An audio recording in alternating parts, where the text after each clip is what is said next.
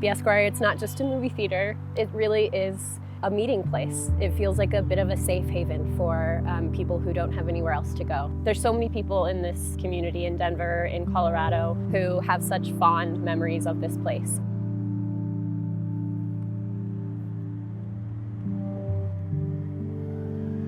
I've tried really hard to save this theater, to keep it a movie theater. I didn't necessarily have any big plans. I just kind of made a post on my personal Instagram, more so to let my friends know, because I was like, oh my God, I can't believe this place is closing. Through that, I got connected with members of the Rocky Horror Picture Shadow Cast, that the Esquire Theater is their home theater, and that's Colorado Elusive Ingredient. And so they reached out and they were like, we're devastated by this news. You know, they've been performing monthly at the Esquire for decades. We kind of formed a bit of a grassroots, Facebook chat of okay, let's put our heads together and try to see what avenues we can go down to try to save the theater and keep it a running movie theater.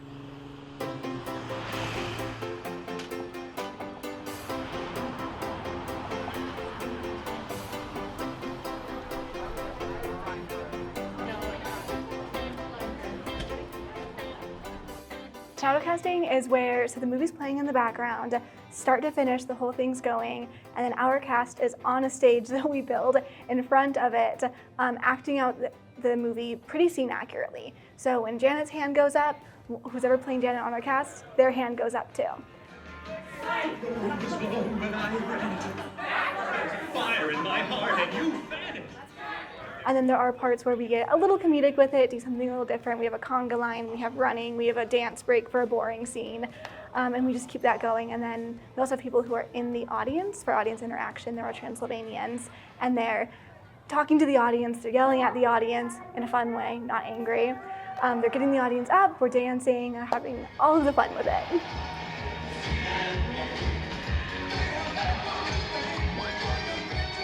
Honestly, it does happen for a lot of movies. Rocky Horror was the first. If you watch the movie, you notice there's a lot of really weird timing spots. There's this moment where Brad says, I really like to, and then just stops for a moment. And that really encouraged people to start going and yelling out at it.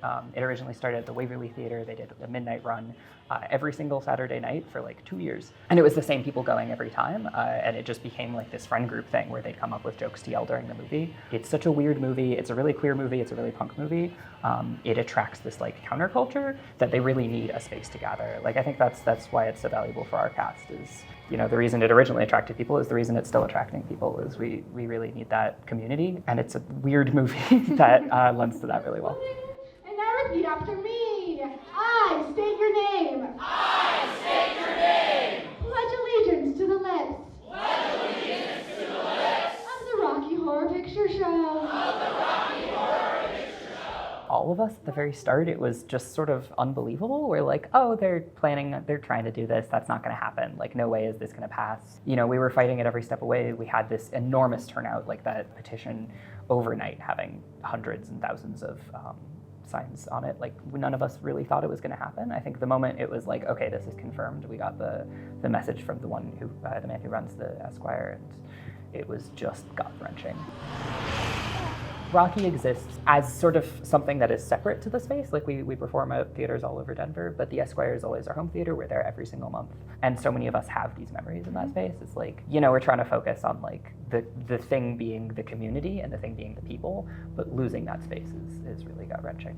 It's really shown me how important it is to be involved in your neighborhood associations, to not forget about the places you love. I'm so grateful for everyone who has helped me along the way. There's an amazing team that has been helping me behind the scenes. The community that's been built from the Save the Esquire has just been incredible. It's very cool to see everybody who not only from the Rocky community, but from the extended Esquire community. So everyone who loves these art house films, everyone who loves getting to go watch a show even as big as the Barbie movie, or as Taylor Swift's Eras tour, who want to see it in this historic venue, in this local place. They're all gonna miss it too, and we're gonna miss them.